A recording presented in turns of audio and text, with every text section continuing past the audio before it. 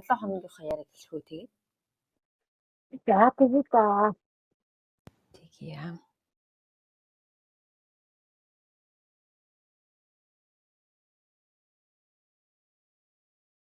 Энэ 7 хоног за муу мэдээгээр л эхлэх гээл юм л да. Урчин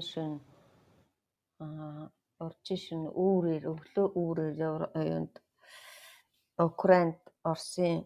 Украины Тернополь хотод аимшигтай одоо террорист ажиллагаа хийх байх та тий болоод орон сууцны барилга руу урчин шин өглөө буудсан хүмүүсийг унтж авах үед за тэгээд айгүй олон хүн амь өргөтчихэд ээж нэг одоогийн байдлаар 21 хүн бол бүр яг амь өргөтцсөн байна. Одоо хүртэл нөгөө нэг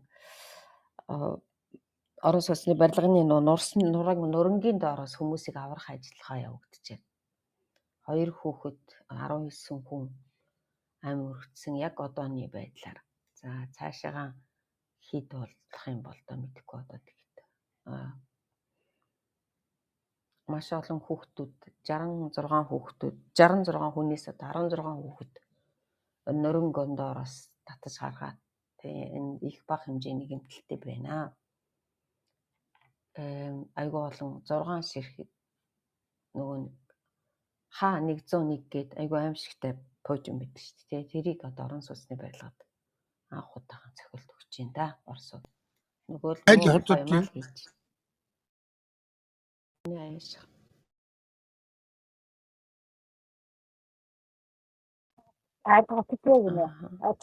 За тэгээд ерөнхийдөө сүүлийн үед одоо нөгөө нэг Оросуудын зохилтууд ч бас өөр болоод байгаа шүү дээ. Яг тэгвэл одоо Украинуудыг их хэмжээгээр их орноосоо одоо гарах тий өөр орон Европын холбоо ч юм уу бусад одоо дэлхийн орнуудаар тарах одоо юу гэдэг амьдрал нь хамгийн хэцүү болгох юм.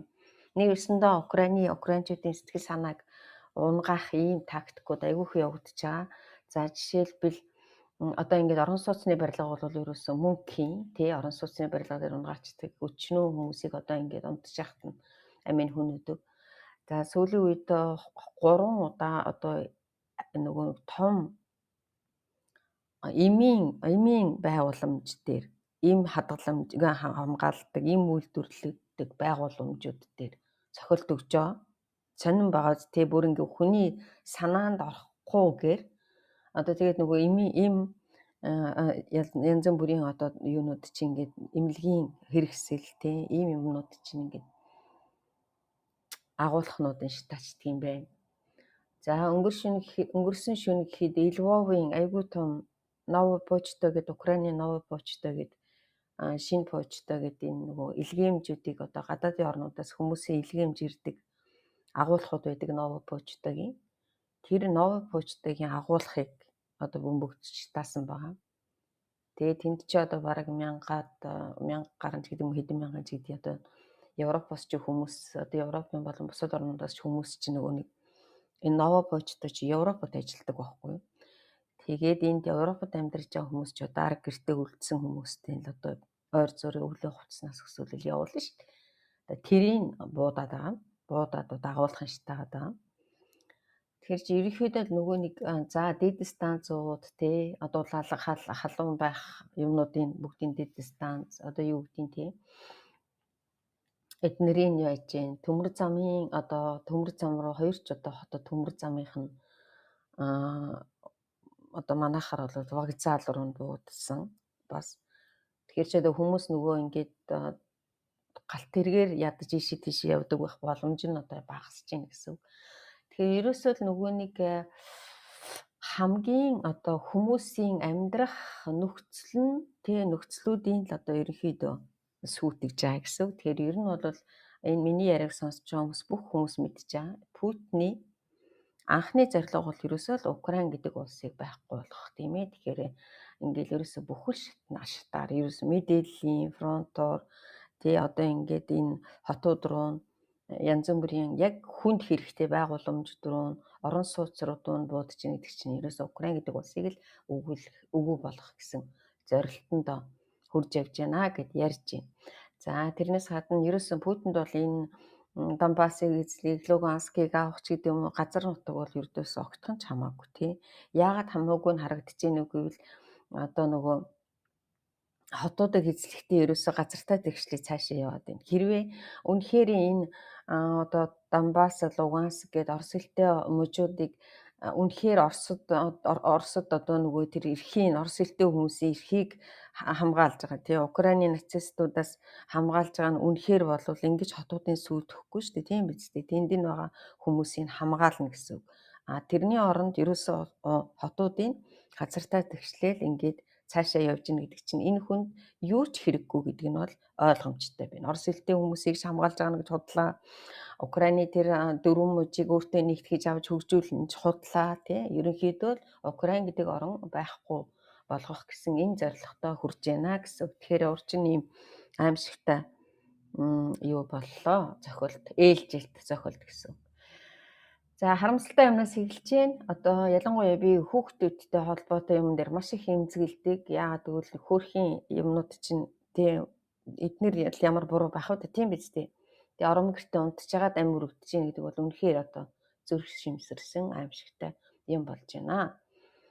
За энэ 7 хоногт 7 хоног гэдэг чинь 12-оос 19-ны хооронд тийм ээ. Яг 7 хоногийн яг энэ цаг үед юу болоод өнгөрсөн бэ гэдгийг би хэлээд өгье. За ерөнхийдөө улс төрийн хувьд нэгт нь улс төрийн хувьд Украины ерөнхийлөгч Францад, Испанид, Грекид онцорчлоод тэгээд дараа нь өнөөдөр Туркид ирсэн байна. За Туркид өнөөдөр Эрдогантай уулзсан. Нэгт нь хоёрт нь одоо нөгөө нэг Трампын Орос буюу ойролт орнуудыг хариуцсан төлөөлөгч Витков ирсэн сурагтай байгаа уулзсан гэд. За Витков ч өөрөө Оросын одоо хариуцсан. Ер нь Оросын бизнесмен, Оросын талыг баримталдаг гэж арай хэлж болохгүй бах тий. Гэхдээ тэр нөгөө нэг Путиний тусгай төлөөлөгч Кирилл Димитров хоёрын Витков хоёрын төлөвлөгөөг танилцуулах юм гэсэн тий. Тэгэхээр чин тэр төлөвлөгөө нь мэдээж Оросын нөхцөлийг л тавьсан төлөвлөгөө байж таараа. За одоохондоо бол ямар нэгэн тийм юу яг одоо энэ уулзалтын мэдээлэл гараагүй байна. Ягаад гэвэл дөнгөж уулзцааж байгаа Америкийн цэргийн одоо нэлийн том албаны хүмүүс Туркид ирсэн Украины төлөөлөгчтэй уулзж байгаа сурагтай байна. За тэгэхээр энэ мэдээлэл бол одоохондоо гараагүй гэсэн. За Украины ерөнхийлөгч энэ 7 хоногт Грекид айлчилсан байгаа. За Грекид энэ Украин улс одоо энэ өвлөлийг тий одоо энэ нөгөө нэг Оросын одоо Оросуудын эрчим хүчний байгууламж руу одоо хийсэн дайралтын улмаас Украины одоо дотоод үйлдвэрлэлээ нөхөхийн тулд хий импортлох шаардлагатай болсон ба. Тэгээд Украины одоо энэ өвлийнхөө хэрэгцээг хангахын тулд Америкийн нэгдсэн улсын шингэрүүлсэн хийг Грекээр одоо дамжуулж импортлохоор тохиролцсон ба. Тэгээд энэ нийлүүлэлт нь 25 оны 12 сараас 26 оны 3 сар хүртэл үргэлжилнэ. Одоо яг нөгөө өвлийн хүйтэн байх саруудад гэсэн үг. За тэгээд энэ нь болохоор юу гэсэн үг вэ? Америкийн нэгдсэн улсын тэр хийг Грекийн терминал дээр ирээд тэгээд Балканы хойгыг дамжсан хий дамжуулах хоолоогоор Украинд ирэх юм байна. За энэ нь бол нэг ёсондоо нэг өвлийг одоо давах ийм боломжийг олгож байгаа гэсэн үг. За дараа нь Украины ерөнхийлөгч Франц улсад зочилсон байна. За Франц улсад ямар ажил хийсэн бэ гэвэл Киевт 101 Рафаэль F4 гэдэг загварын зөнөг чонгоц. За тэгээд маш одоо хүчтэй Франц дарууд мөн 81 энэ САМПТ гэдэг агаарын хамгаалтын систем. За тус бүрэн 6 хөгжин хөөрөмжтэй байд юм бэ. Худалдаж авахаар одоо төлөвлөсөн энэ нөгөө тунхаг гэдэг юм уу те. Тэрэнд гар үсгсурсан. За энэ болохоор геополитикүүд Франц Украинд одоо урт хугацааны цэргийн шинжиллийн суурь нь тавигдаж байгаа гэж үзэж байгаа юм байна. За тэгээд энэ 100 Рафаэль F4 гэдэг онгоц нь бол Украины агаарын хүчнийг одоо бараг бүхэлд нь шинжилнэ. За тэгээд Яванда НАТОгийн стандарт руу шилжүүлэх томоохон алхам болж байгаа. Ийм одоо хамгийн шинэ үеийн дижитал сөнөх загваруудын нэг юм байна. Тэгээд энэ хоёрт нь болохдоо зэрэг одоо Европын дотоод одоо батлан хамгаалахын хүчний одоо тэнцвэрт өөрчлөлт орох юм байна. Германы одоо Leopard 90 тэг шиг системүүд одоо давмгаалж ирсэн бол Францын Rafale, SAMP тэгээд одоо энэ гол байр суурийг эзлэнэ гэж байна. За ингээд Украинд болохоор энэ Европын хамгийн хүчтэй одоо агаараас хамгаалах системүүдийн нэг болох SAMP гэдэг систем орж ирэх нэ. За энэ нь яг мэдээжийн хэрэг өнөөдөр биш, маргааш биш 10 жилийн хугацаатай. Тэгээд ерөнхийдөө Украинууд дан ихсээс шүү ойлгосон гэвэл ерөөсөө л агаарын хүчний шинжилгээг хийх ёстой юм байна те. Зэргийн агаарын хүч гэдэг нь чинь л одоо Оросууд чинь давмгаасан шүү дээ. Анхтай эхлэхэд давмгааж орж ирсэн ба. Тэгээд Украинд өнөөдрийн байдлаар Америкийн F-16 тий хуучин юмнууд нь ажиллаж байгаа тий онгоцууд нь дээр нь юуны Францын тэр Mirage гэдэг онгоцууд ажиллаж хийсэн ба. Тэгээд Шведийн онгоцтой бас 100 онгоцны гэрээ хийсэн. Гэрээ гэдэг үү лээ. Тэр 100 онгоцны гэрээ хийсэн ба. Тэгээд эднэр бол одоо нэгэсэндээ Украины ирээдүйн одоо агаарын хүчнэл одоо ингэж хангагдах юм байна. Тэгээд тэрнээс өнөөдөр одоо онгоц нь маргааш ирээд нисээд эхлэн гэсэн үг биш. За харин тэр агаарын хамгаалтын системнүүд нь бол харин ер нь их ойрын хугацаанд орж ирэх сурагтай байна. За тэгээд мэдээж хэрэг ийм одоо харгас ийм аимшигтай хөрсцөө байгаа цагт Украинууд бол дахиад одоо Оросууд довтлох тийм дахиад Оросуудаа эхлэхгүй байх ямар ч одоо баталгаа байхгүй. Тийм учраас өөрийнхөө армийг одоо юу яах хөгжүүлэх тийм энэ өөрийн гэсэн одоо хүчтэй армитай байх, өөрийн гэсэн одоо агаарын довтлогоноос хамгаалах юм чадвартай байх энэ одоо ажиллагаа нэгэнт ихэлсэн байна. За ингээд энийг бол одоо энэ байгуулсан гэрээг Украин Францын стратегийн түншлэлийн хамгийн том одоо алхмуудын нэг Киевийн цэргийн одоо чанарын одоо маш их шин төвшөнд авчирна гэж одоо шинжээчид үзэж байгаа юм байна. За дараа нь Зеленский Испанид ирсэн ба. За Испанид ерөнхий сайдтай нуулзсан. Тэгээд Украины Испани Украинд 615 сая еврогийн үн бүхий цэргийн тусламжийн шинэ багцыг танилцуулсан байна. За энэ болохдоо зэрэг тэр ойролцоогоор 300 сая еврогийн үн бүхий батлан хамгаалахын шинэ төхөөрөмжийг нийлүүлэх болно гэд Испани ерөнхий сайд Pedro Sánchez мэдгдсэн байна. Тэгээд ерөнхийдөө дараа нөгөө хэвлэлийн баг хурал хийсэн. Хэвлэлийн баг хурал дээр Испани ерөнхий сайд Pedro Sánchez Испани улс Украины эсэргийн босголтод санхүүгийн дэмжлэг үзүүлэх хэрэгслийг одоо аль хэзээ эхлүүлсэн байгаа. Украины 28 суурингийн халаалтын системийг сэргээх одоо шинэ төслийг бид нэр хэрэгжүүлээд ажиллаж байна. За тэгээд Оросын нөгөө зарцаасан хөрөнгийг Украины сэргийн босголтод ашиглахыг одоо бид дэмжиж байгаа. Тэгээд түүнчлэн Украин, Испани хоёр хамтын ажиллагааны хэд хэдэн одоо санамж бичигт гарын үсэг зурсан. Энэ Испани компаниуд болон Украины практика компани хооронд байгуулсан батлан хамгаалахын санамж бичиг. Энэ нь болохоор улс орнуудын батлан хамгаалах салбарын хамтын ажиллагааг тогтоохын эрх. За Оросын худлаа мэдээлэлтэй тэмцэх тухай санамж бичдэг гэдэг юм бас гарын үсэг зурсан байна. Тэгээд Украин, Испани улсын хооронд техникийн болон санхүүгийн хамтын ажиллагааны гэрээгээд ийм юмнуудад тэгээд дээр нь хоёр улсын хооронд аялал жуулчлалын салбарт одоо хамтран ажиллах тухай ийм санамж бичгүүдэд гарын үсэг зурсан. За ингээд энэ 3 орны дараа өнөөдөр Туркид ирчээд байна. За Туркид ирж байгаа ирээд одоо мэдээг нь бол би та нарт ярих боломжгүй тийм ээ. Одоохондоо амжаагүй байна. За дараагийнх нь энэ 7 хоногийн Украинуудын нөгөө Оросын нутаг дэвсгэрт зохиж байгаа цохилтууд үргэлжилсээр байгаа. За энд Украины дроонууд төр эзлэгдсэн Донбассын нутаг дэвсгэрт их одоо Зуевская, Старобешевская гэдэг хоёр дулааны цахилгаан хастан зохиолт өгсөн.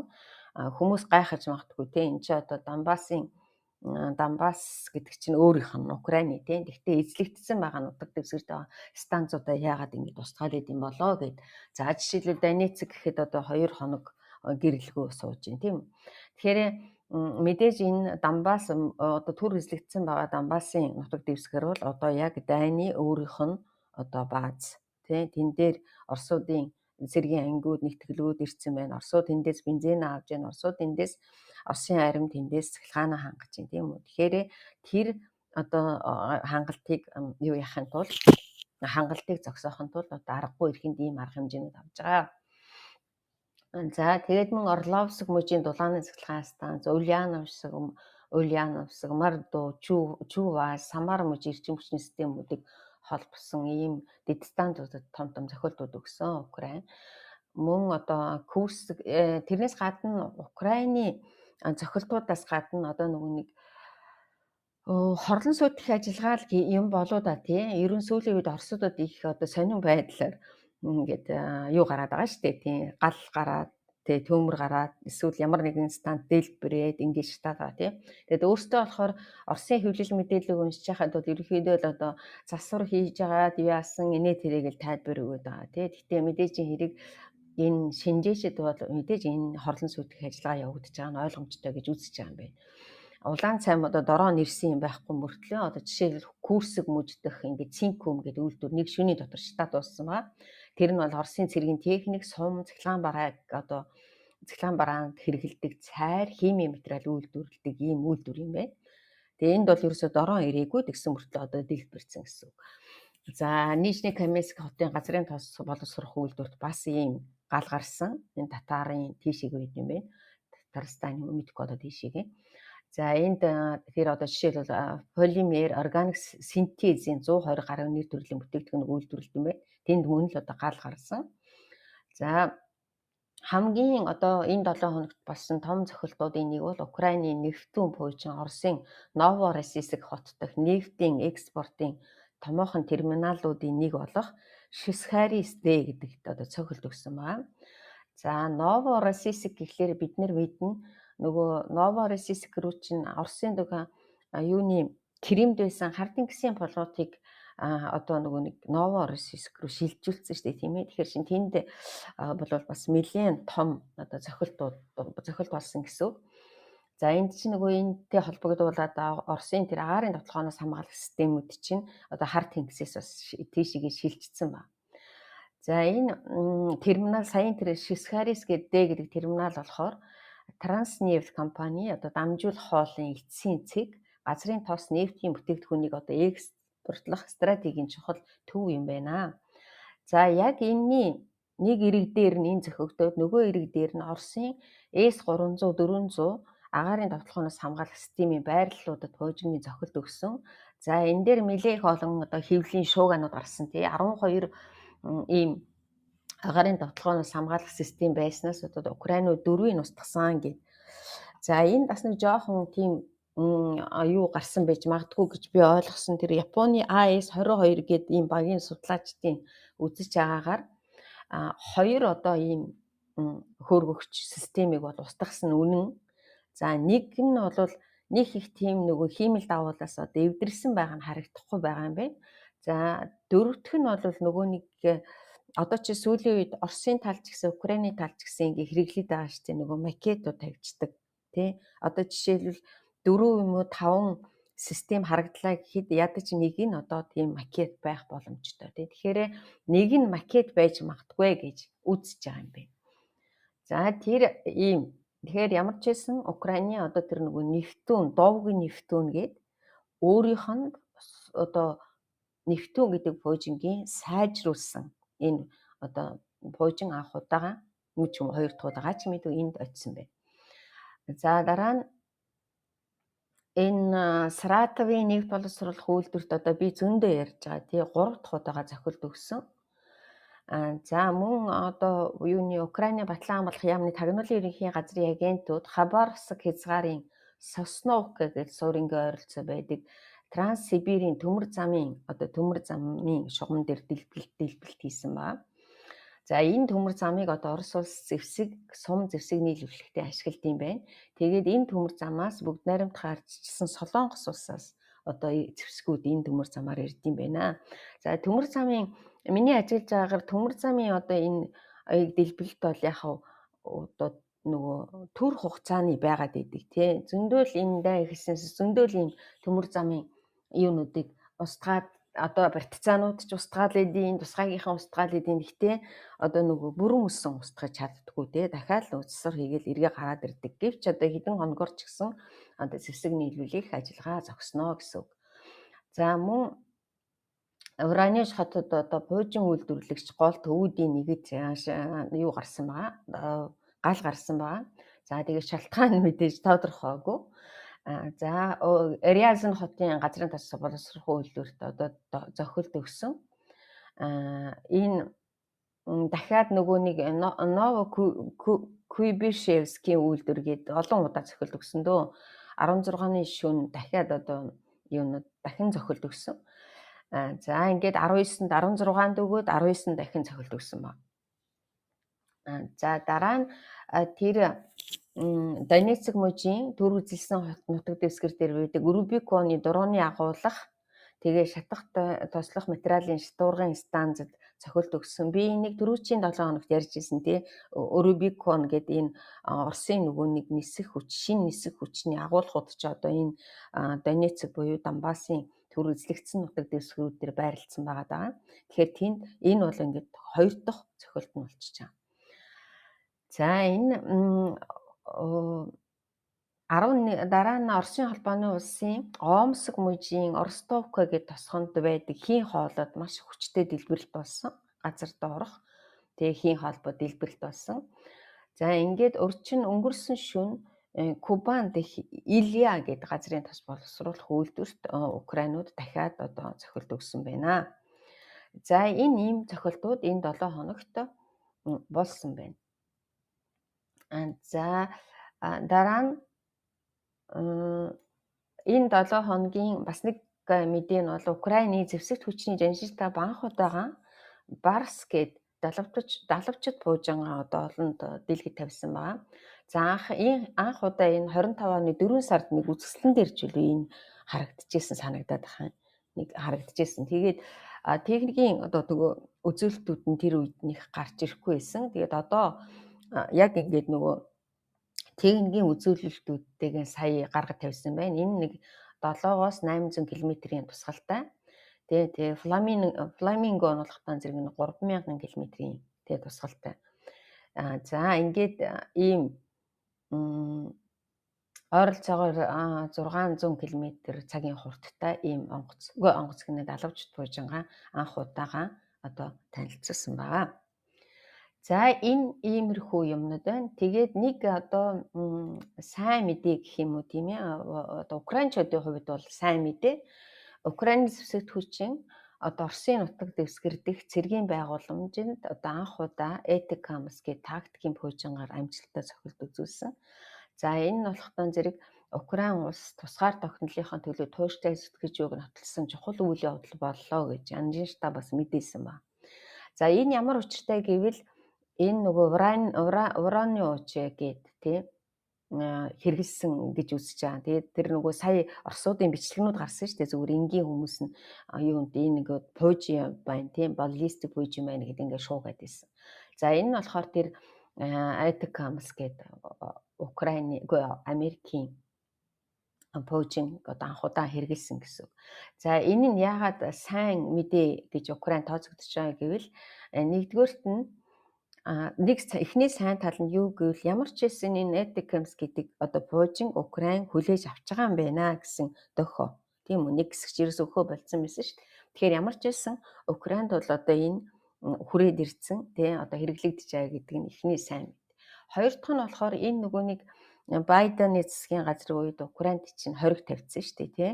Америкийн нэгдсэн улс буюу барууны орнуудын зэвсгээр Оросын нутаг дэвсгэр дээр одоо цохилт өгөхийг хоригдсон. Эсвэл 300-аас 300 км-ээс цаашаа одоо цохилт өгч болохгүй шиг юм. Ингээд байнга хориг тавиад идэг байсан. Би яриа болгон дээр ярьдаг гэсэн дөрвжийн онд. Тэгэхээр энэ Враниуж гээд энд хэрэгжилж байна гэдэг чинь нэг гэсэндөө энэ одоо хориг үйлчлэхээ болсон байна гэсэн үг юм байна. За энэ нь юу гэсэн үг гэвэл нэг 300 км Украины хилээс 300 км дотор одоо маш их чухал объектуудад нөгөө точчны гэж хэлдэг штэ тий. Яг онсон ийм цохилт өгөх боломжтой болж байгаа юм байна. Өөрөөр хэлэх юм бол Украинаас 300 км дотор одоо хамгийн их чухал объектуудын тоонд Курскийн Халино гээд аэродром, тэгээ Враниужийн Балтимор. За тэгэхээр чинь яг энэ Балтимор гээд энэ аэродромд энэ саяын тэр гурван одоо нэг юуны пуужингийн дэм утааны одоо мөр гарсан харагдаж байна гинэ. Тэгэхээр чинь энэ бол яг тэр Балтиморын одоо зохилт өгсөн байх магадлал айгүй өндөр юм бэ. Ямар ч одоо эсэргүүцэлгүйгээр унсан гэсэн мэдээнүүд гарч ирж байна. За тэгээд энэ Враниужийн Бутурливнивка гэсэн баха. Миллерова гээд ийм аэродромууд байд юм байна. За энэ аэродромууд яагаад их чухал объект байдаг гэвэл эндээс яг Украинлууд тэр нөгөө нэг КАП гээд аимшигтай бөмбөгийг ч одоо хайд юм байна. Украинууд иш одоо ганц чадахгүй байгаа юмнуудын их хэмжээний КАП гээд бөмбөгөөр Украины эзэл төр фронтын ойролцоо хотуудыг бөмбөгдөд байгаа шүү дээ. 500, 1500 гэх. Тэгэхээр эн чинь нөгөө кабин биш, одоо яг нөгөө кабин хөөрөгдөг аэродромуудын устгах боломж одоо багч гисэн хэмжээгээр нэгдэж байгаамаа гэж үзэж байгаа юм. За дараагийн нэг сайн мэдээ гарсан. Америкийн нэгдсэн улсын төрийн департамент 1.5 сая $, үнэ бүхий Петриот агаарын довтлохоноос хамгаалах системийн завсар үйлчилгээний тоног төхөөрөмж сэлбэг хэрэгслийг Украинд худалдахыг зөвшөөрчээ гэж байна. За энэ яагаад сайн мэдээ вэ гэвэл одоо нөгөө нэг Украинд хэрэгжилж байгаа энэ Петриот системүүд чинь одоо ингээд 3 жил 4 жил болох гэж байхад Оросууд алин хизээ одоо нөгөө нэг одоо муу талын гэдэг юм уу тий олоод одоо өмнөөс нь эсэргүүцэх чадвартай болсон гэсэн. Тэгээд энийг нөгөө нэг хуучин системийг сайжруулахад одоо засвар үйлчилгээний тэр тоног төхөөрөмж сэлбэг хэрэгсэл нь байхгүй болчиход байсан. Тэгээд одоо харин ингээд Америк тэр сэлбэг хэрэгслийн худалдахыг зөвшөөрчин гэдэг чинь одоо энэ Украинд хэрэгжилж байгаа энэ системүүдийг сайжруулах ийм боломжтой болж байгаа юм байна. За энэ нэг ийм мэдээ. За ингээд юу гарахаас өмнө фронтын байдлыг хурдан ярихаас өмнө өчигдөр тэр нөгөө нэг Украины одоо биш политико гэдэг тий хэвлэл мэдээллээр энэ Украин Оросын дайны тухай ингээд жижигхэн юм гарцсан байсан. Би тэрийг орчуулчлаа. Надад бас айгүй сонин санагдсан. Яагаад гэвэл энэ одоо Украинд болж байгаа дайн бол нөгөө нэг окопны дайныг одоо бүрэн зогсоолоо гэсэн ийм сэдв гарсан ба. За энийг би гээс орчуулснаа хэлээд өгөө те. Тэгэхээр одоо яг өнөөдрийн байдлаар юунд Украинд бол фронтын шугам гэдэг юм алга болсон. Оронд нь 20 км хүртэлх өргөнтэй өхлийн аюултай саарл бүс үүссэн бөгөөд энд одоо нисгчгүй онгоцнууд ноёрхож байна гэж бичсэн ба. За энийг одоо Украины офицерууд аль хэдийнэ дроны эсрэг дроны ажиллагаа гэж ингэж нэрлэж байгаа. Тэгэхээр жишээлбэл ингээд газрын зураг харж байхад ингээд саарл бүс ингээд харагдаж байгаа тий. Одоо жишээл Покровскийг яхад тий газрын зураг дээр харахад ийм саарл бүс байна. Тэр нь бол үнэн чанартай тэнд аль ч талынх нь хүн байхгүй зүгээр л дронтойгоо буудалцаж байгаа. Ийм одоо бүс байна гэж байна. За энэ нь ерөөсөө нисгчгүй онгоцнууд ингээд байн хянаал байж идэг хоёр талдаа тий энэ юуны саарл бүсний одоо энэ өхлийн бүс гэдэг. Энэ бүсний хоёр талд ерөөсөө ингээд ажиглаад байж идэг. Ямар нэгэн одоо сэжиг бүхий хүнч вэ, юу ч вэ, техникч вэ илэрхийл юм бол ерөөсөө маш яаралтай дрон нисгээд устгадаг энэ. За тэгээд энэ нь болохтан зэрэг тэр нөгөө нэг ямар одоо гол амар үр дагавар нь ямар байна вэ гэхлээр ерөөсөө логистик гэдэг юм огт байхгүй болчихж байгаа. За логистик гэдэг юм огт байхгүй. Логистикийн одоо зам орж ирэх гарах бүх юмнууд нь ингээд дроны хяналтанд ороод ерөөсөө хүн байтугай техник явах боломжгүй тий. Ингэнгүүт хоёр талаас Украиныч тал, Оросын тал энэ саарл бүсүүдээс тэр тусмаа мэдээж Украины талд илүү энэ яригдана. Нөгөө нэг шинээр оротац шинээр анги нэгтгэлүүдийг өөр солих, тэндээсээ буцааж татах одоо ийм баг одоо боломж ерөнхийдөө баг байхгүй болчихдөг юм. Тэгэхээр нэгэсэндээ цэргийн албан тушаалтнууд, тээврийн хэрэгслүүд 5-6 км хүртэл цаашаа ерөөсөн ойртож чадахгүй битүү одоо энэ FPV гэдэг одоо нөгөө нэг дронууд ийм юм одоо дронуудын ингээд галын шугамд орчин гэсэн. За тэгэнгүүт тэр одоо нөгөө энэ дроны хандлтаас нуугдаж бусад одоо замуудыг ерөөсөө явах юм уу одоо аль болохоор ерөнхийдөө бараг л одоо боломжгүй гэсэн. За тэгэхээр энэ нь болохоор нөгөө цэргүүдийн хувьд маш их одоо сэтгэл санааны хүнд цохилтууд болж байгаа юм. Өөрөөр хэлэх юм бол одоо маш их олон сар удаан одоо сараар ч гэдэг юм олон хоногоор окопонд байна гэсэн үг тий. Тэндээс ерөөсө шинэ хүмүүс ирж чадахгүй гарч чадахгүй гэсэн. Тэгээд нэг л одоо тэр окопноосаа гарсан бол тэр хүмүүднээсээ эргээд тэр байралд огт ирэхгүй эсвэл одоо замдаа өргөддөг эсвэл одоо ингээд бүр зүгтаагаад явдаг гэсэн үг тийм үү. Тэгээд эндээс мөн шархагдсан хүмүүсийг нүүдлэн шилжүүлэхэд майгүй хүнд болчдөг юм байна. Эрсдэл өндөртэй учраас эмнэлгийн одоо нөгөө албанууд, эмнэлгийн цэргүүдийг нөгөө шархтнуудаа авах зөөх одоо боломж нь айгүй бага болчдөг.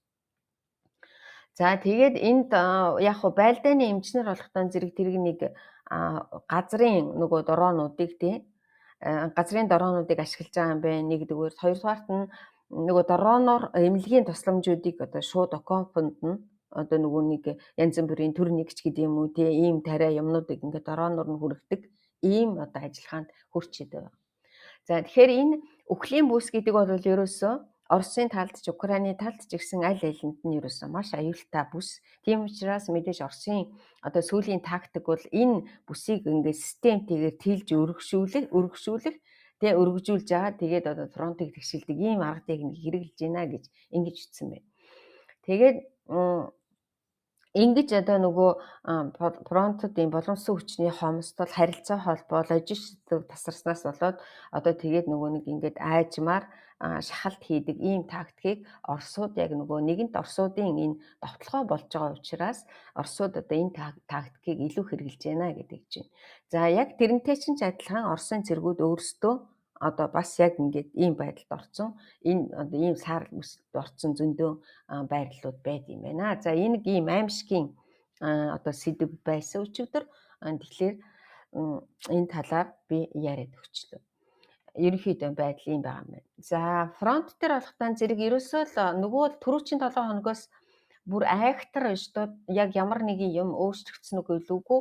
Ерөөсөө л нөгөө нэг Мирний город Покровск чиглэл маань яг одоо тэр нөгөө нэг бүсэлдсэн юу бол тэр Телешгэ хэлээд идэв. Одоо манайхаар бол юу гэдэг юм бэ? Нэг кармаш гэм гарцсан байгаа тий. Тэр нь бол хаагдаагүй харин айгүй өргөн нөгөө сая миний ярьж байгаа тэр өхлийн бүстэй байгаа.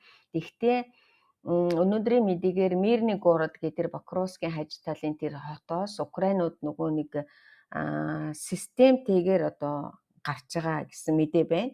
Тэгэхээр ямар нэгэн бүслэгдэх аюултай газраас гарна гэдэг чинь бас айгүй асуудалтай шүү дээ. Нэлээд ухаан зарж ээж нэлээд одоо алдагдaltaгүйгээр бага алдагдaltaгаар одоо гарах ийм системтэй ажил явагдаж байна. Тэгээд энийгээ ерөнхийдөө бас ч гэж одоо амжилттай хийгдэж байна гэж үзэж байна. За сая Зеленский чинь тэр нөгөө түрүүчийн 7 хоногт энэ хавийн фронт дээр очиод ерөнхийдөө бол цэргүүдийнхаа амийг авч гарах заавал ийм территорийн газар нутгийн гол нь биш би надад цэргүүд маань амьд байх ёстой гэд тэгээд нөгөө тэр цэргийн тухайн яг газар нутг дээр ажиллаж байгаа цэргийн командир ахлагч одоо юу гэдэг нь дарга нарт өөрсдөө одоо нөгөө юу яах эрхийг өгсөн байгаа одоо ухарч гарч ирэх ямар боломжууд байна бүх юмнуудын эрхийг өгсөн байна.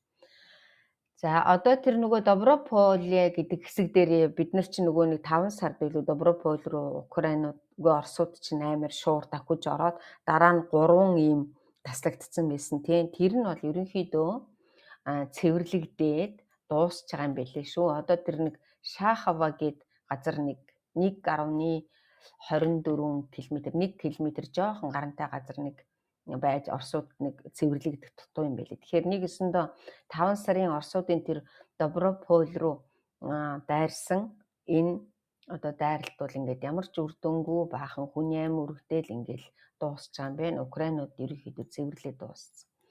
За Запорожийн чиглэл нэлээд хэцүү байгаа. Гэхдээ энэ Запорожийн чиглэл дээр би нэг юмыг хүмүүст хэлж өгье гэж бодож байна. Энэ яг Запорожийн чиглэл гэхээр бас айгүй буруу гэж би уншлаа. Сая ингээд мэдээ бэлдэж явах. Яагаад гэвэл энэ нөгөө нэг би өнгөрсөн жил энэ төр ярьж байхад одоо Ореховч гэдэг юм Оробутино энэ төр гээд ийм нэр томьёо юмуд хэрэглээдээд байсан. Энэ бол яг Запорожийн чиглэл байхгүй. Тэгээ харин тэр яг нөгөө нэг Донбассын хилтэй залгаатай нэг ийм жижигхэн газар руу Оросууд сая айгүй их актер шуугантай орж ирлээ шүү дээ. За тэрийг 7 сард байхаа 7 сард нэг юм болж исэн байхгүй юу? Ерөнхийдөө энэ нөгөө Оросууд Украинууд хоёр талдаа энэ том нөгөө нэг удирдлагын штабуудыг бөмбөгдөөд идэг штэ тий. Ер нь бол удирдлагын штабуудыг эхэлж устгадаг. За удирдлагын штабыг устгахтаа зэрэг чинь одоо тэр анги нэгтгэл чинь одоо ерөнхийдөө хаост орчдөг юм уу? Эмх замбраагүй байдалд ордог. Яг тийм явдал 7 сард Украины яг одоо энэ Запорожийн өмнөд хэсэг гэмээр юм уу да нэг газар гарч ирсэн тухайн үедээ. Тэгээд тэр үед бол шуугж ирсэн. Нөгөө одоо нэг анги одоо өөрийн удирдлагын штаб дуустгагдчихад тэгээд ерөнхийдөө их тайван тийм фронт байсан байхгүй тэр.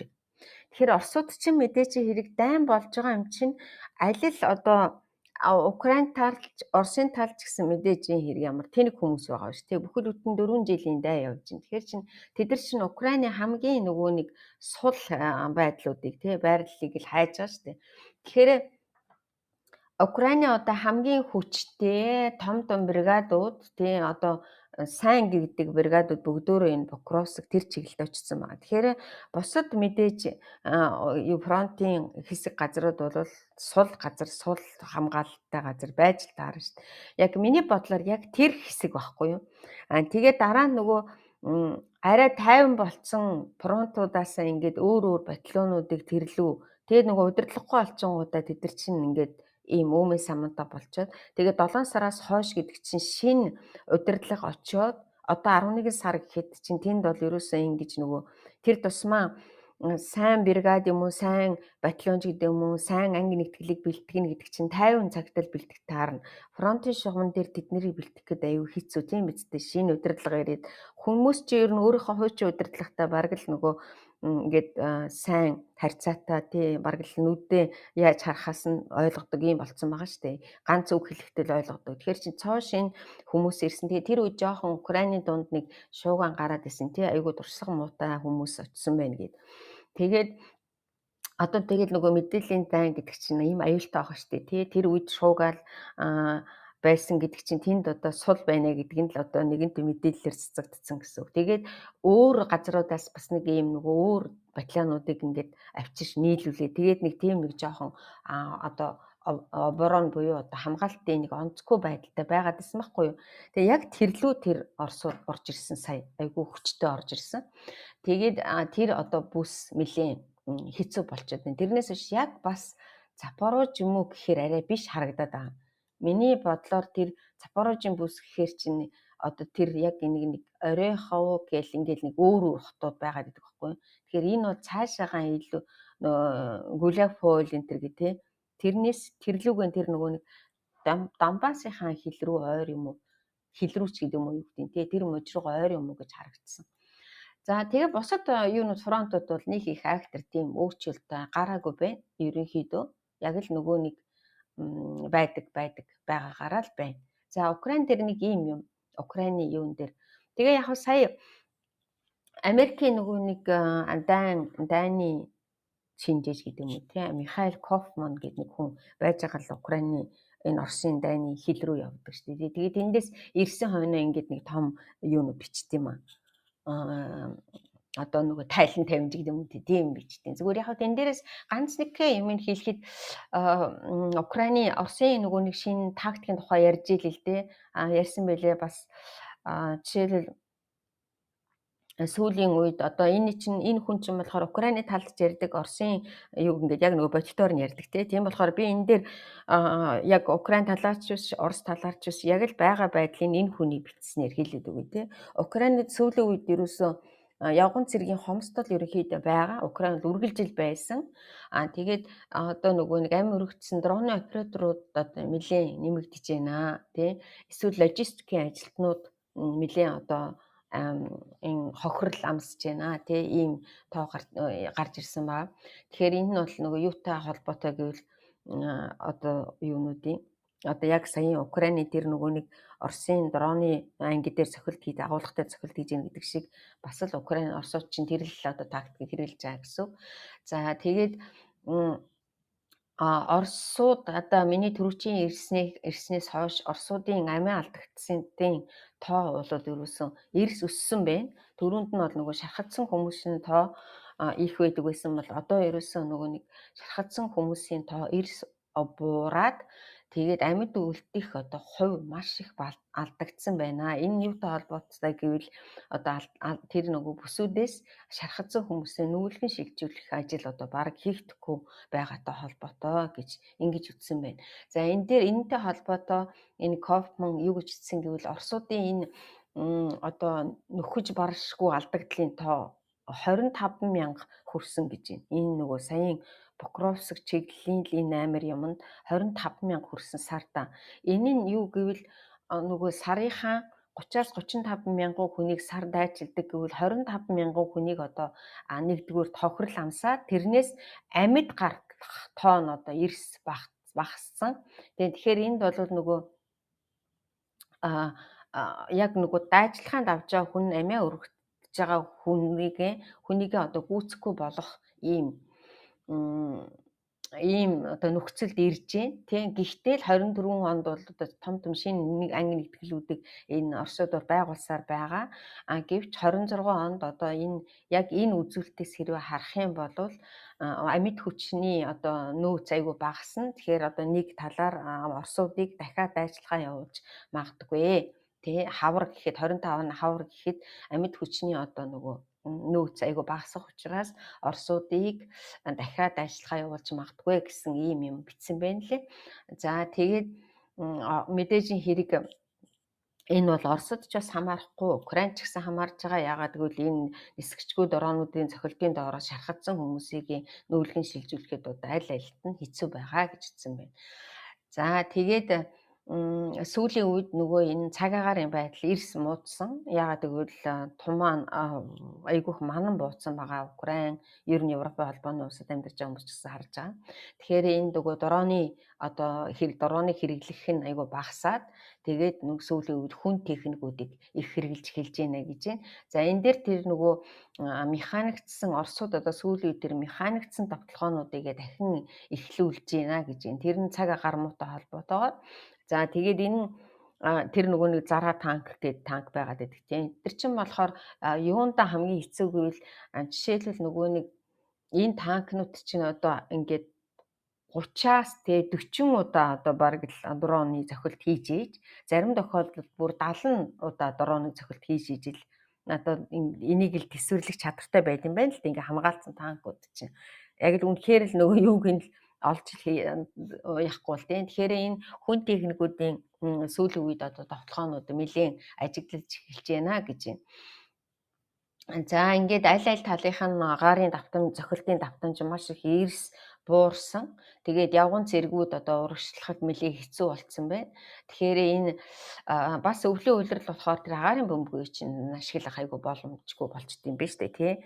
За энэ ийм одоо юмнууд ажиглагдаж байна гэж байна. Тэгээд Украинд 30-аас 300 км-ийн зайны буюу одоо дунд тусгалын одоо ийм пуужингууд маш их хэрэг болж байна. Яагаад гэвэл ойролцоогоор 30 хүртэлх километр зайд Украины FPV дронууд бол айгүй сайн ажиллаж байна гэж.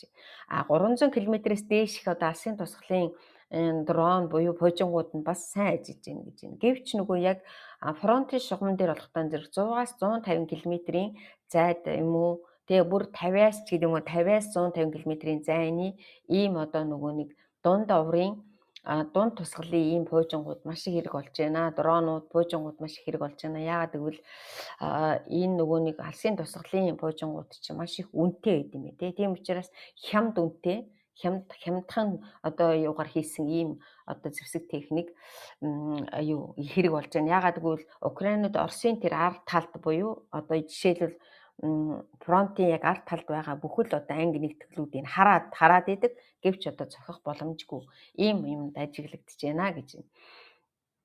За тэгээ сүүлийн 7 хоногт тэр нөгөө нэг Украинууд яг энэ дунд тусгалын пуужинг айгүй үр дүнтэй ашигласан нь Донецкийн эс онгоцны буудалд байгаа шахидын агуулга, Авдеевкагийн Рубиконы төв, Кремийн хид хідэн агуулгад цохилт өгсөн одоо яг энэ хямд төсөр боловч айгүй үр дүнтэй ийм пуужингуудыг ашиглаж байна гэдэг ч байна. За ингээд ийм юмнуудыг тэгээ зөндөө юм бичсэн байлээ. Тэрийг одоо орчуулах юм бол бүр хаар мянган айгүй маш их цаг барна гэсэн үг. За ингээд яг 7 хоногийн юмнуудыг яриад дуусчлаа. Тэгээд манайхны одоо нөгөө нэг хамгийн шууган тарьсан авилгын хэрэг бол айгүй сонирхол татж байгаа байх л да бодвол тий сонирхолтой байна уугүй юу? За энэ өнгөрсөн 7 хоногт тийм Украины авилгын шууган бол ерөөсөн маш их бараг л худалчинд нөгөө Украины авилгыг дэлхийд даяараа ярьж ийн үгүй болно. Гэхдээ энд би энийг ярихаас өмнө би айгүй хурдан Украины авилгыг ярихаар л одоо манай авилга яригдчих гад байдсан шүү дээ. Одоо тэгээ ямар ч юм. Энэ Кравчукийн дараа Кучмагийн үеэс Украинд нөгөө шинэ олигархууд гээд төрсөн байдаг байхгүй юу? За энэ бол би бараг бүх социалист системийн орнуудын одоо толгойн өвчин гэж боддог. Яагаад гэвэл яг юуны социалист системийн дараа чинь маш олон нөгөө хувьчлах ажиллагаа явагдсан шүү дээ тий. Манайд ч адилхан явагдсан, Украинд ч адилхан явагдсан. За тэр хувьчлах ажиллагааны үеэр чинь л одоо нөгөө буруу зөв хувьчилж амар их мөнгө олсон хүмүүсийн чинь л одоо шинэ олигархууд гэдэг байгаа. За Украинд тийм олигархад бол ерөөсөн аимшигтай их. Яагаад Украинд их байдгүй гэхээр Украин чи өөрөө зөв толгойд болсон үед хүнд үйлдвэрийн тий үйлдвэрчсэн одоо маш их том хүнд үйлдвэрүүд Украинд чинь байсан. Тийм одоо зүгээр л бүхэл хүнд үйлдвэрийн салбарууд Украинд байсан. Нэгэд хоёрдугаарт нь маш их одоо нөгөө энэ Донбасс муж чинь Украинд нөгөө нүүрс тий нүүрс. Тэгээ энэтэй холбоотой одоо энэ электроатом гэдэг одоо энэ юунд атомын хэд хэдэн станцууд Украин чи ерөөсөө өөрөө маш их асар том юм юутай байсан учраас үйлдвэрчсэн орн байсан учраас энийг ховжлохаар чинь бүр аимшигтай баян олигархууд төрөдийн байгаа үст. За энэ олигархуудыг яг жинхэнэ цэцгэлүүлсэн хүний Кучма гэж үздэг. Яагаад гэвэл одоо тэр үед хяналт тавиагүй л гэсэн үг шүү дээ тийм ээ. За энэ олигархууд чинь гараад ирэнгүүтээ яад ингэвэл баахан банкыг хүртэл ховжлаад авсан хүмүүс шүү дээ энэ нөхдүүд ч одоо тэр Коломойск энэ дээр хийж. За ингээ хувьчилж авчаа эдэр чинь зөв зүгээр сайхан 8-аагаа арилж байгаа хийн үгүй шүү дээ тий. Мөнгөтэй болоод ирэнгүүтээ хаашаага нөлөөлдөг үлээ гэвэл нөгөө л засаг руугаа нөлөөлнө тийм үү. Өөрийнхөө хүнийг одоо ерөнхий сайд болгоно, өөрийнхөө хүнийг ерөнхийлөгч болгоно, өөрийнхөө хүнийг спикер болгоно, өөрийнхөө намыг байгуулна гэл ингээд эхэлдэг. За энэ явц бол Украинд одоо алин хизээнээс явагдсан гэсэн. За тэгээд цаашаага мэдээж социализмын дараа өөр бизнесүүд бас их хөгжсөн. Тийм биз дээ, хувийн бизнесүүд гараад ирнэ. Энэ одоо цэвэр жинхэнэ одоо юу гэдэг нь те өөрийнхөө байдлаар өөрийнхөө хүч хийж гэдэг юм уу хөгжсөн бизнес хүмүүс байгаа. Энийг үүсгэх юм ерөөсөө байхгүй. Гэвч эднэр одоо нөгөө нэг дарамт шахалтанд орж ирнэ гэсэн үг. Тэр олигархуудын одоо нөгөө нэг том олигархуудын доор бизнес эрхлэнэ л гэсэн үг шүү дээ, тийм үү. За тэгээд тэрний одоо тэр олигархуудын гарын савраас гарахын тулд одоо бас л нөгөө л авилгаа өгж эхлэнэ үстэй тий. Яг л энэ систем Украинд ерөөсөн маш их хүчтэй өрнөсөн байна. За энэ яагаад би энийг тэр урдаас өнөөдрийн авилгын системийг ярих гээд байна вэ гэвэл Украинд бас нэг ийм юм Монголтай адилхан юм яригдсан бэ гэвэл кумавство гэж хэлдэг тий. Кумавста гэхээр манайд Монголд яаж яригдаад байв гэвэл өөрийнхөө орон нутгийн хүмүүсийг одоо татдаг. Тэ ингээ хүрээлтэд оруулж ирдэг. За Украинд ч одоо юу гэдэг Донецкийн мафч гэдэг юм уу, Днепропетровскийн олигархуудын группч гэдэг юм уу, ингээд нутагаараа. За кумовство гэхээр монголчууд мэддэг те энэ христийн юу энэ шашинтай хүмүүст нөгөө нэг загалмайлах гэдэг нэг актер юм байдаг шүү дээ. Хүүхдээ төрөнгүүтээ одоо загалмайлсан эцэгтэй болдог, загалмайлсан ихтэй болдог. За энийг би болохоор бодоод байхад ер нь маш их нөгөө нэг муу юмд их сайн загалмайсан эцэг эхчүүд байдаг. Жишээлбэл одоо энийг юу гэж ойлгохгүйг л одоо эцэг их нь хүүхдээ л одоо намайг өнгөрөхөд миний хүүхдийг аваад яваарай л гэж одоо даатгах байгаатай адилхан тийм бурхны нэрийн өмнөөс. За энэ загалмайлсан эцэгүүд өөр хоорондоо одоо нэгэсэндээ ах дүү нар болчихжээ гэсэн үг тийм. Тэгэл юм эхэлнэ. За одоо жишээл Медведчук чинь Путин хоёр чинь кум штэ кумовья гэж хэлдэг. Хин чин Путин чинь Медведчукийн нэг хүүхдийг загалмайлсан ч гэдэг юм. Яг энэ маягаар ийм кумовство Украинд амар цэцгэлсэн. Нөгөө маягаар бол нөгөөдхөр бол ингээд мужи нөгөө ийм мафиуд бий болсон гэсэн. За тэгвэл сая энэ Украины Миндич гэдэг энэ гол нөгөө хүний тухай хийлээд өгье. Гэхдээ Украинд болохтой зэрэг айгүйх сая энэ дайнаас хойш бол маш их олон одоо эдгээр чинь нөгөө нэг Европын холбоонд эсхийн тулд нөхцлүүдийг биелүүлж эхэлж байгаа тийм үү. Тэгэхээр чинь тэрний нөхцөлийн нэгд номерт нь Украиныг одоо авилгатайгаа тэмцэл гэж байгаа шүү дээ. Тийм биз. Тэгэхээр Украинууд авилгатайгаа тэмцгээд загнаад байгаа мөртлөө авилгатайгаа тэмцэхээр нь авилгатай байна гэж орилоод би бас нэг талаар жоохон ойлгохгүй байгаа. Одоо хүртэл би түрүүчийн нэг яриан дээр хэдэн оны ч вэ мэдэхгүй нэг яриан дээр яг нөгөө зэрэг татлагын том авилгууд мөнгө өгөж хүмүүсийг зэрэгээс сулладаг том авилга байна гэл хар мянган авилга ялангуяа газар өмчлөх тендерийн гэл ингээл янз бүрийн авилгануудыг бол маш ихээр илрүүлж байгаа. Тэр чигтэл одоо Украины 20-д жил Одессын мэр хийжсэн, Одессын хотын дарга байсан Турхану гэд нөхөрч одоо шоронд орсон биз дээ. Тэр нөгөө нэг банкыг ховчилсан нөгөө том олигарх Коломойский чинь бас шоронд байж байна. Тэгэхээр чинь бас авилгаа илрүүлээд илрүүлээд байгаа. За тэгвэл энэ авилга яагаад ийм амар бөөн шууган болоод явчаа гэхээр Украинд энэ төрийн өмчийн стратегийн компаниудтай холбоотой ийм схем бүр одоо юу гэдэг хэдэн жилээр ингээд барилга байшин шиг баригдсан байдаг тийм үү.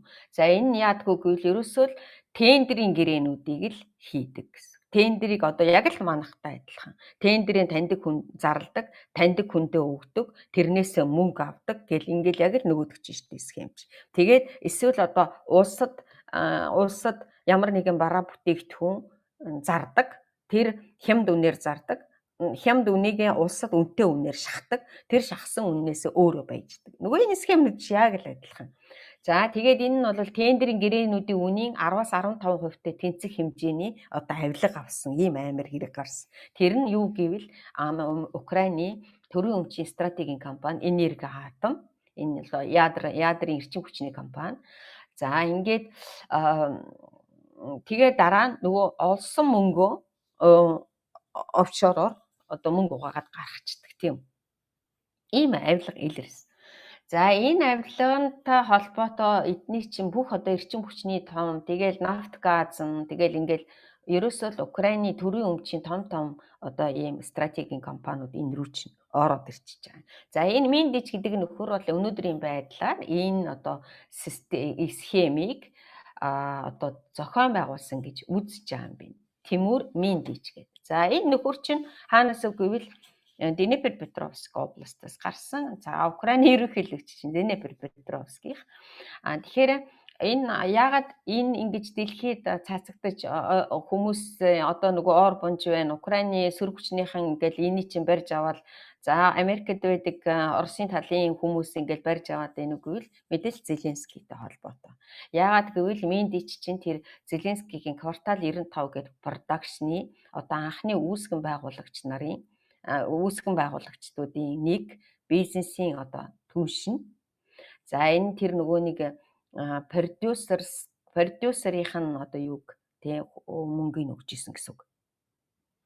За тэгээд дээр нь энэ хүн чинь өөрөө за одоо өөрөө ямар гэвэл тэр Квартал ТV гэх телевизийн сувгийн эзэмшигч одоо акционер гэсэн үг тий хамтран ашиглагч гэсэн үг.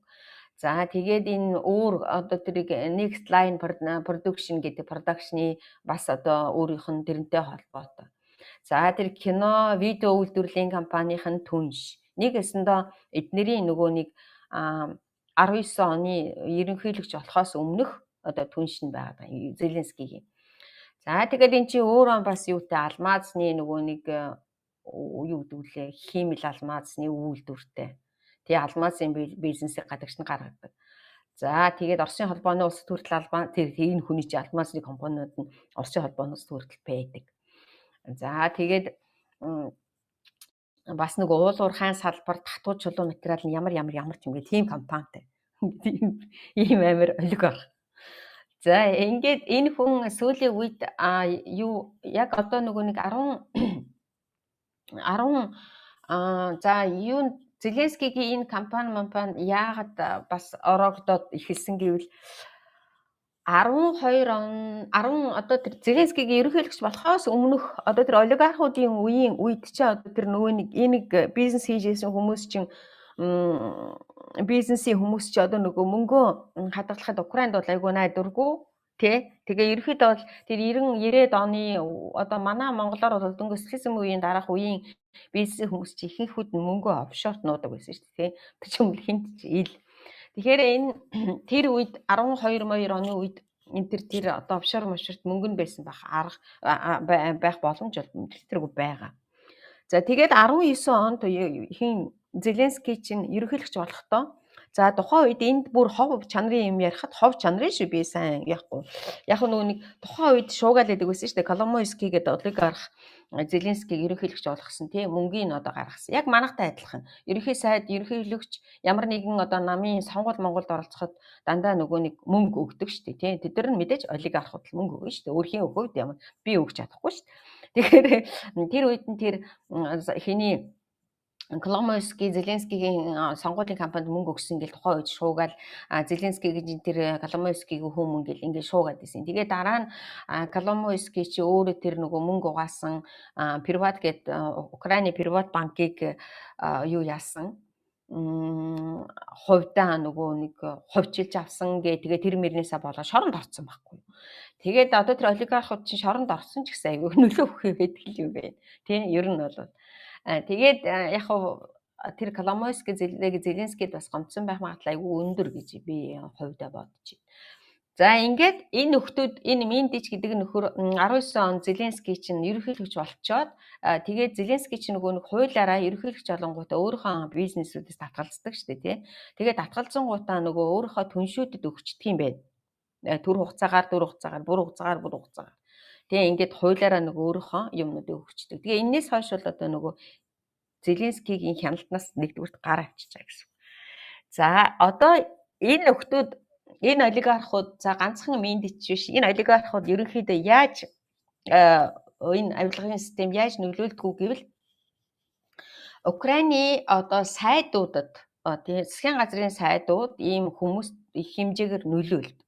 Дарамт шахалт үзүүлдэг тийм. Ингээд дарамт шахалт үзүүлээд тэр тендерийг авдаг.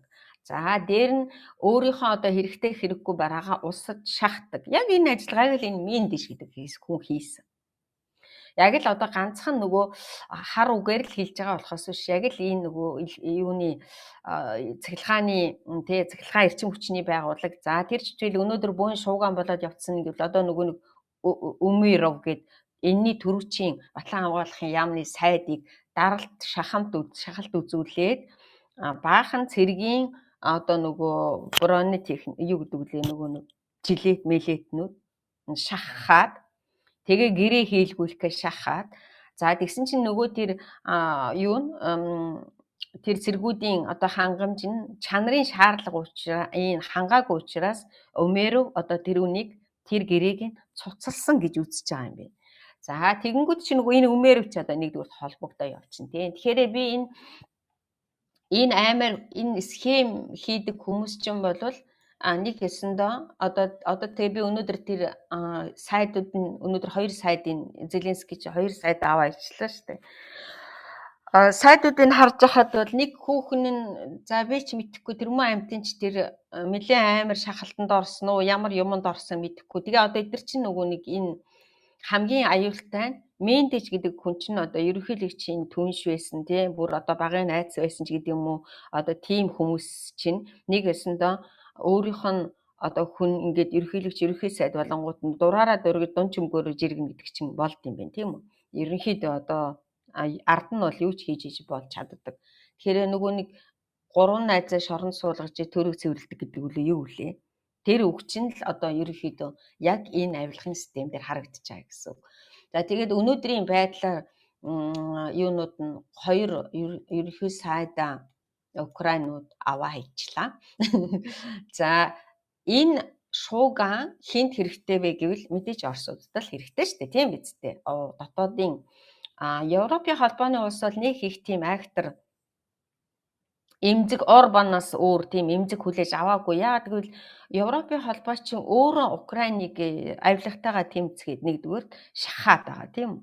За хоёрдугаарт энэ авилгын шууганаас болоод Украин дайнд ялагдах юм бол Европын холбооны улс өөрөө яг энэ дайрны ирмэг дээр очиж чинь гэсэн. Одоо өнөөдөр энэ Польшид бас асуудал гараад байгаа шүү дээ тий.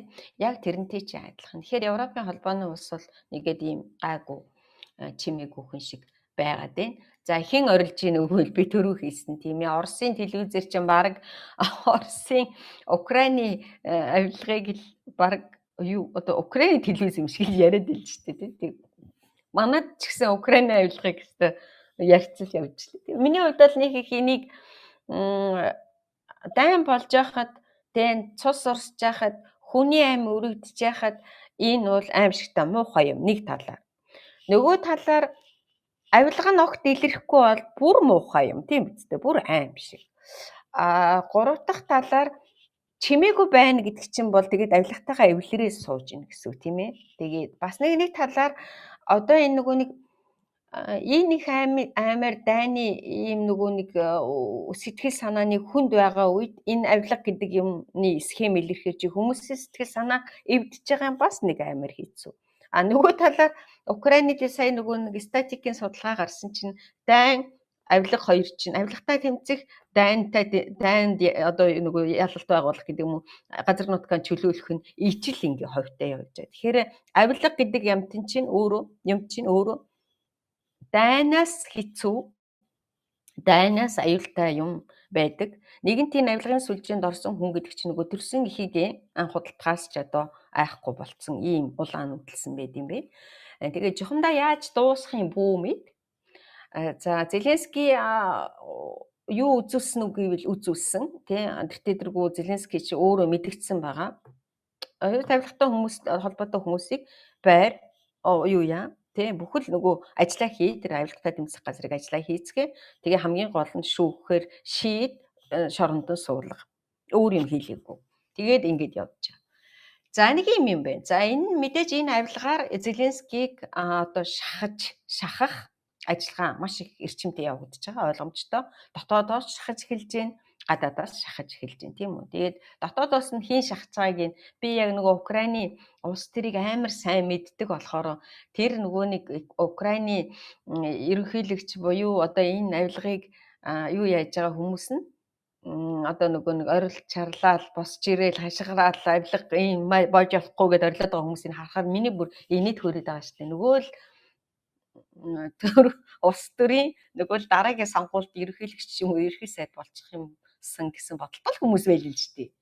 Яг үнэхээр их орноо бодож ийн үгүй үгүй. Тэгэхээр би бол улс төрийн тоглоом бол энд мэдээж явагдаж байна. Дээр нь Америкийн нэгдсэн улсыг Трампыг яг хүмүүс яриад байлээ. Трампыг бас шахалт үзүүлж магадгүй гээд. Гэвч Трамп чи өөрөө асуудалд орчод байна те. Тэгэхээр юу л бол. Тэгэд авилгаас Украинчуудын хувьд бол дайн нэгдүгээр байранд тийм үү. Дайны энэ амир хүнд нөхцөл байдлаа дуусгах. За мэдээж зэрэгцээд авилгатайгаа тэмцэх. Яг ийм юм өнөөдөр Украинд болоод байж. Чухам цаашаа яаж дуусгах юм бүү мэд. Нэг иймэрхүү. Гэтэ яг хүмүүс Зеленскийг бүр харан ялхаас нь айгүй сайн мэддэг хүмүүс Зеленский хизээч нөгөө нэг ийм шахалт ийм юмд орж муу юм хийж хийдэг бүг гэж үздэг юм байна тий. Тэгэхээр энэгээр Зеленский хичнээн шахаад ч одоо ямар нэгэн муу юмд оролцохгүй болов гэж таамаглаж байгаа юм. Гэвч бид нар ч мэдэхгүй шүү дээ тий. Цаашаага юу болж өрнөхийг миний хувьд бол авилгахад тэмцэж шинэ ашгүй дээ гэж бодож сууж шүү дээ. За ингээд болоо 1-7 хоногт ийм болоод өнгөрөл. Сонссон хүмүүст баярлалаа.